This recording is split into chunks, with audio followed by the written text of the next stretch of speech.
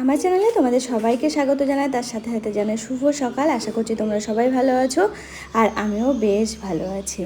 তো আজকের সকালটা শুরু হয়ে গেছে মোটামুটি একটা কি বলবো, অন্যদিনে আমার সকালে উঠি অতটাও সকাল না, মানে 5টা না, হ্যাঁ তবে আমি 5টার সময় উঠেছিলাম, সে ঠিক আছে। অর্পণের চাটা করে দিয়ে আবার একটু মোবাইল নিয়ে বসি, আবার একটু ঝিমকি দিই, তারপরে হয়তো আধ ঘন্টা পরে উঠলাম। তো সেই রকমভাবেই আর আজকের সকালটা শুরু হলো। আর যে ঘরটারগুলো একটু পরিষ্কার করে নিচ্ছি।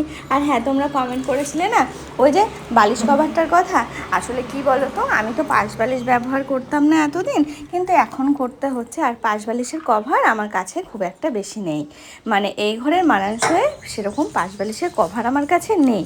তো যখন আমি কিনবো তখন তো তোমরা দেখতেই পাবে, বলো। তো এখনও আমি কিনবো, যে কটা রয়েছে সে কটা দিয়ে আপাতত চালাই। তারপরে আমি এই যে পয়লা বৈশাখ আসছে তো সামনে, তার মাঝে কেনার ইচ্ছা আছে। কি বলো তো, এখন তো আমি এদিক সেদিক যেতে পারছি না।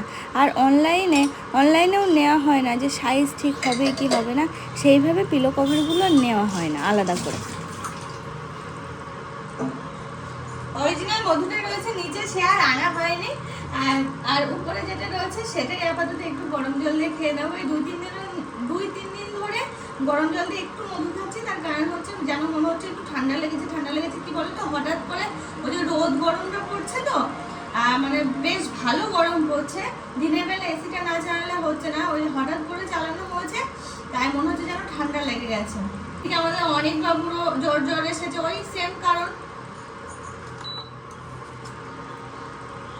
দেখো কথা বলতে বলতে গেল গরম হয় বেশি।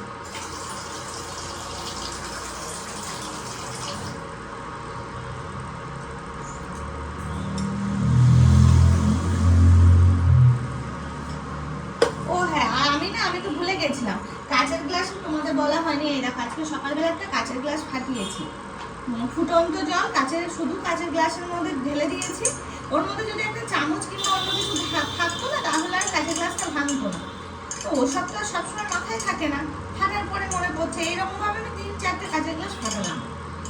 অন্যদিন মানে বুঝতে পারি না কি করে ফেটে যায়। তবে আজকে আমি পুরো একদম আওয়াজ পেলাম ফটাস করে ফাটার। ফুটন্ত গরম জল দিয়ে ঢেলেছি, শুধু গ্লাসে গেছে ফেটে। একটা যদি চামচও থাকতো না, কিচ্ছু হতো না।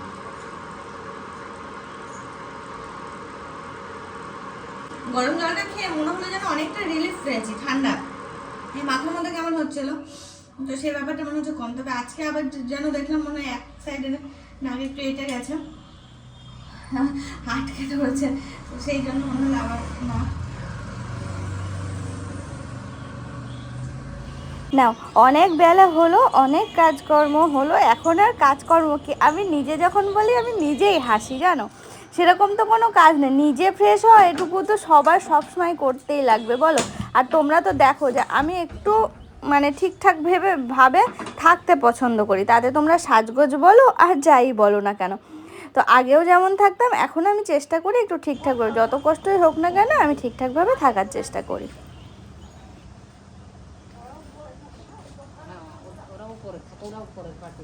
ওরা নিচে পছন্দ করে না। উপরে আজকে আমার আর ব্রাশ করা হয়নি, ব্রাশটা রয়ে গেছে নিচে, তো নিচে চলে এসে তারপরে ব্রাশ করছি।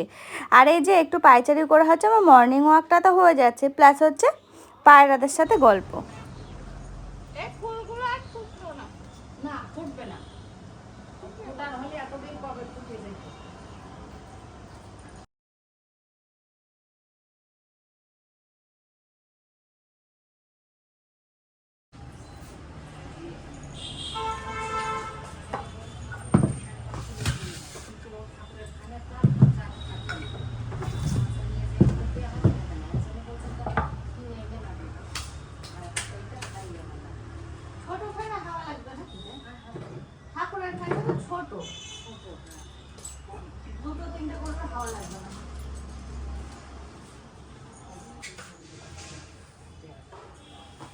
ও ঠাকুর ঘরে উপরেরটার কথা বলছো না?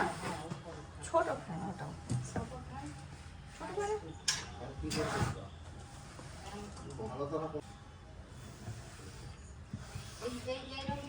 বর্ষা ছিল, বর্ষা তো পাওয়া যায়।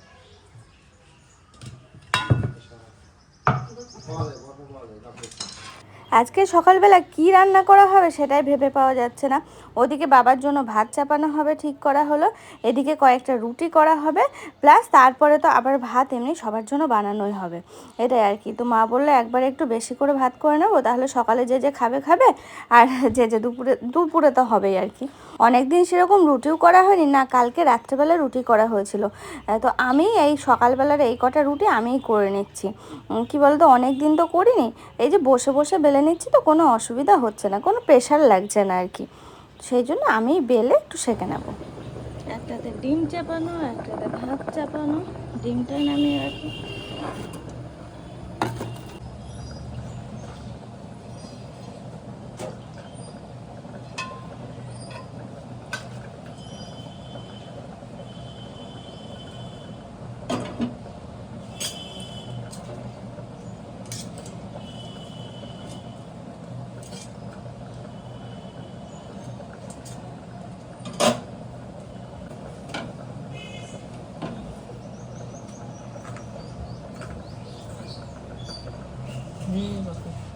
ডিম নামিয়ে রাখলাম আপাতত। হ্যাঁ হ্যাঁ, বলছি ডিম নামিয়ে রেখেছি, আবার না ভুলে যায়। আমি কি ধরিয়েছিলাম? আচ্ছা, গেল দেখো তো জল একটু লাগবে।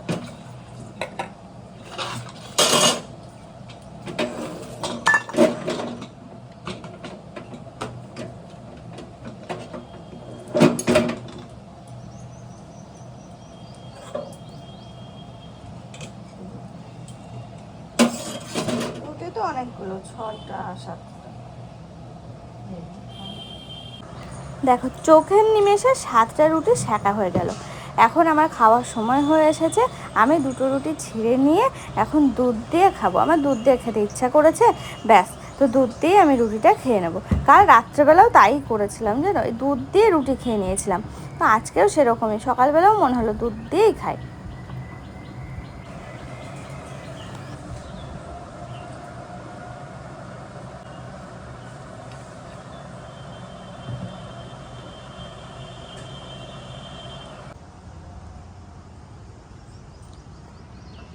অনেক যখন হবে কি সুন্দর লাগবে এরকম থাকে। ও বাবা, তো উঠতে পারলো কে?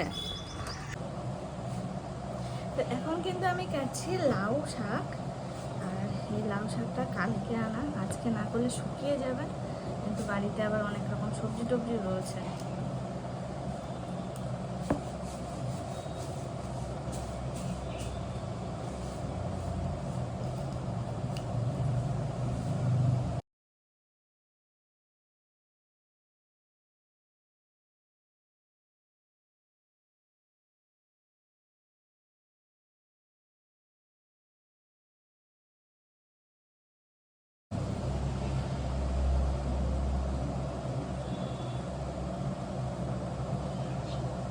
ওই জায়গাটা ছায়া বেশ ভালো লাগে, ওই জায়গাটা ছায়া। তাই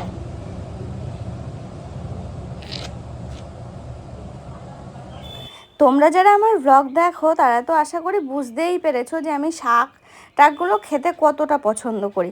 আর শাক বাড়িতে আসলে আমি কাটতে বসে যাই, আমার খুব ভালো লাগে এই সমস্ত ডাঁটা শাক কাটতে। কটা দিন আগ পর্যন্ত তোমরা দেখেছো যে আমি বটিতেই কাটাকুটি করতাম, কিন্তু এখন আর নিচে না বসতে পারছি না, কষ্ট হচ্ছে বসতে। মানে বসতে পারবো না কেন, কিন্তু কষ্ট হচ্ছে, কষ্ট করে করার কি দরকার। আমার যেহেতু অপশান রয়েছে সেই জন্য আমি এখন টেবিলে বসে বসেই যা সবজি সবজি কাটার সময় কাটি। কেমন হচ্ছে রয়েছে, পেরে দাও দু একটা। না না না, ওই যে পাড়ার মতো, ওই দেখো ওইটা একটা, এই যে এই দেখো ওই একটা, আরো ওই যে উপরে একটা, ওই উপরে আছে, ওই উপরে আছে, ওই উপর।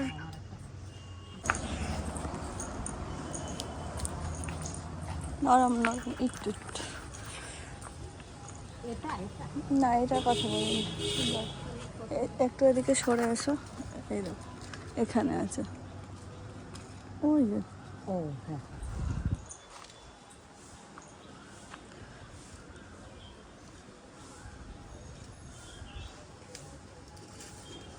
যা, ওটা আবার ফুল হয়েছে ওইটাই, বাড়ি মারা যাবে না।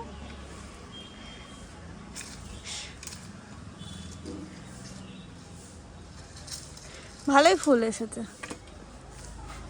এই ধান ধুয়ে কি আর পাবো? না না না, আর পাবো না। দাও।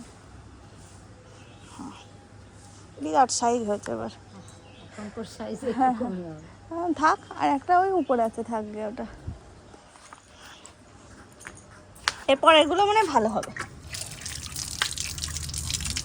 হ্যাঁ, বর্ষা আসার আগে যদি পাকে সেটা ভালো।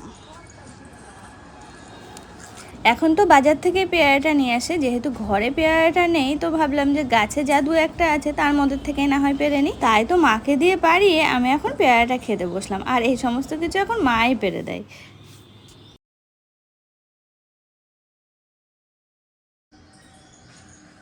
বাবা, পেটটা আজকে এত পরিমাণে লোড হয়ে গেছে, এখন আবার ভাত খেয়ে আসলাম। আর দেখতে দেখতে বেঁচে গেল অনেক। দুপুরবেলা চিকেন নেওয়ার কথা আছে, তো বাবা অর্পণ আজকে কেউ আসার সময় পায়নি।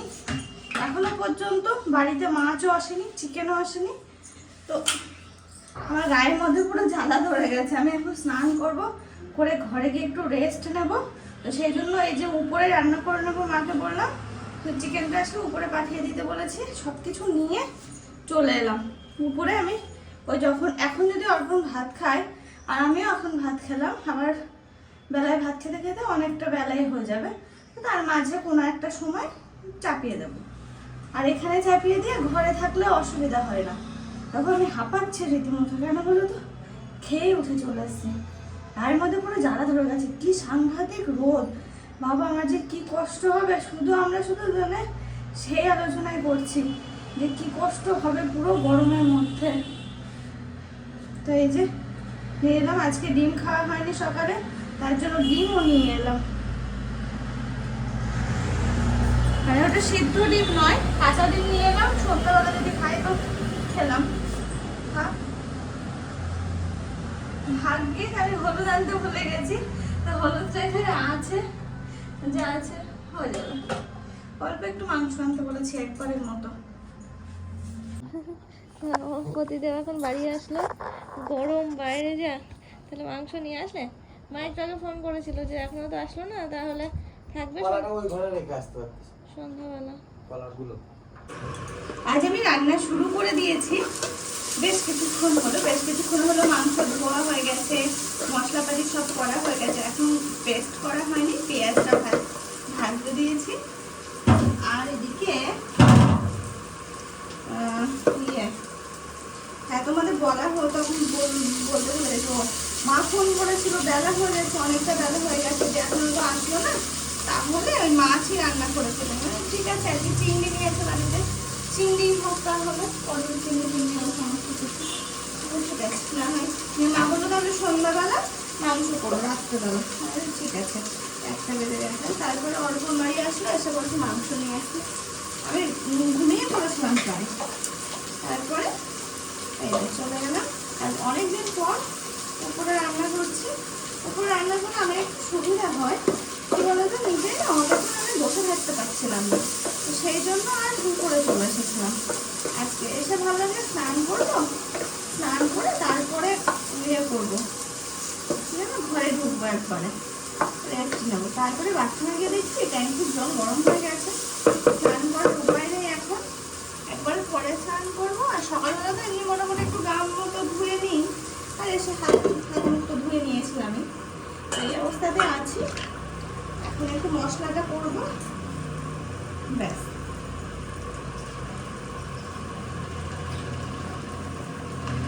লঙ্কা, আদা আর রসুন, আর কিচ্ছু না।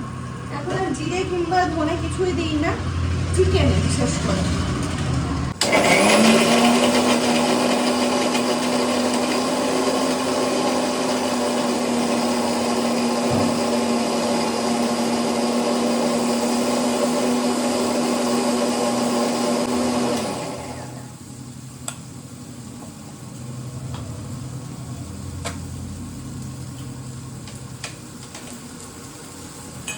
আমার এই গ্রাইন্ডারটা না খুব ভালো, সামান্য একটু মশলাও হয়ে যায়, তারপরে এমনিতে একটুখানি ঘোরালে হয়ে যায় মশলা। আমার খুব ভালো লাগে এটা।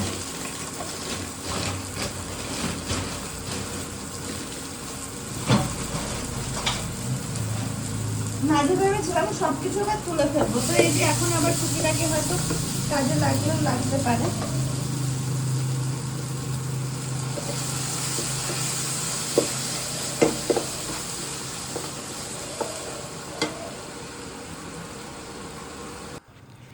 আজকে যখন এই চিকেনটা রান্না করছি না, আমার সেই দিনগুলোর কথা খুব মনে পড়ছে, যখন আর কি উপরে রান্না করতাম। তো এখন তো আর করা হয় না। আজকে যেহেতু কষ্ট হচ্ছিল ভেবে আমি তো উপরে চলে এসেছি, মানে গায়ের মধ্যে জ্বালা করছিল, নিচে এত রোদের তাপ আর এত গরম লাগছিল। আমাদের যেহেতু বারান্দাটা পুরো ওপেন, তো সেই জন্য রোদের তাপটাও বেশ আসছিল, তো সেই কারণে আর বসে থাকতে পারি না, আমি উপরে এসে একটু রেস্ট নিলাম, তারপরে এটা রান্না করতে আসলাম। এই একটা সুবিধা হলো। হ্যাঁ, আর কটা দিন যাক, না হয় উপর নিচেই আমি শিফট করে যাব, মানে সারা দিনের জন্য। রাত্রেবেলা উপরে এসে না হয় থাকবো, এরকম আর কি প্ল্যান করেছি। এখনও জানি না কি হবে। তো দেখো, দেখতে দেখতে আমার চিকেনটা কিন্তু রান্নাও হয়ে এসেছে। আলু দিয়েছি এর মধ্যে, আর আজকে চিকেনটা রান্না করলাম, ভালোই হয়েছে। পিসিটা এসেছে বাড়িতে, তো পিসির ছেলে মানে ভাই। দেখো, নিচে মাছ হয়েছে, কিন্তু তাছাড়াও আর একটা কিছু তো দরকার লাগে। আর হ্যাঁ, ও শাক টাকগুলো তো হয়েছে, সে তো সবই আছে। তো দেখো, চিকেনটার কালারটা কত সুন্দর এসেছে, দেখেই কি ভালো লাগছে না বলো? রাজা বাহাদুর জানতেন ঘুমানো হয় না, একটু ঘুমাতে আমার নিজেকে নিজেই।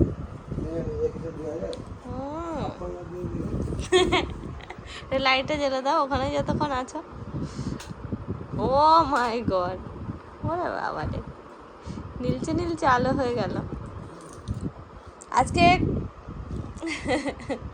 খাওয়া দাওয়া একটু জোরদার হয়ে যাচ্ছে। তো দেখো, আজকে ডাবের জলটা এখন আসলো, আর আসলো বেল আমি খাই না, এটা হচ্ছে অর্পণ খাবে। আর এই যে ডাব অবস্থা হচ্ছে, আজকে আমি না পারছি স্নান করতে, না ঘুমাতে, যে কখন স্নান করব এই করে করে সকালবেলায় স্নান করে নেবো। অন্যদিন যেমন করে, আজকে না করে বিশাল বড় ভুল করে ফেলেছি। ট্যাঙ্কির জল গরম হয়ে যাওয়ার কারণে পুরো এখন গরম জল। তাও আমি জল কিছুটা ভরে রেখে এসেছি, দেখি ঠান্ডা হলেও কি এখন গিয়ে একটু গায়ে জল ঢেলে ফ্রেশ হয়ে নিয়ে ঘুম দেবো। দেখো, দেখতে দেখতে 4টে বেজে গেল। আর আজকেও যে বললাম সব কিছু উল্টো পাল্টা হয়ে গেছে। খাওয়া দাওয়া আজকে জোরদার হয়েছে, মানে আমি তো খেয়েছি আজকে এই নিয়ে 3বার খাওয়া হয়ে গেল আমার আজকে। ও হেপে সুন্দর তো জলটা, সুন্দর খেতে।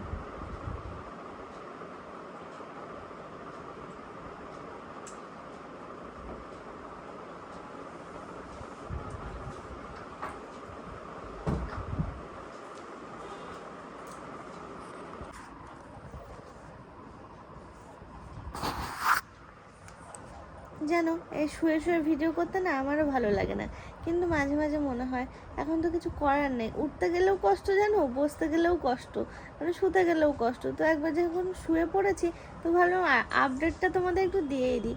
আজকে আর ঘুম হলো না, না ঘুমানোর চেষ্টা করলাম, একটু ঘুম পেয়েছিল ঠিক স্নান করার আগে। তারপর মনে হলো স্নানটা করে এসে তারপরে ঘুমাবো, সে আর ঘুম হলো না। আর ওদিকে অর্পণ গেছে ছাদে,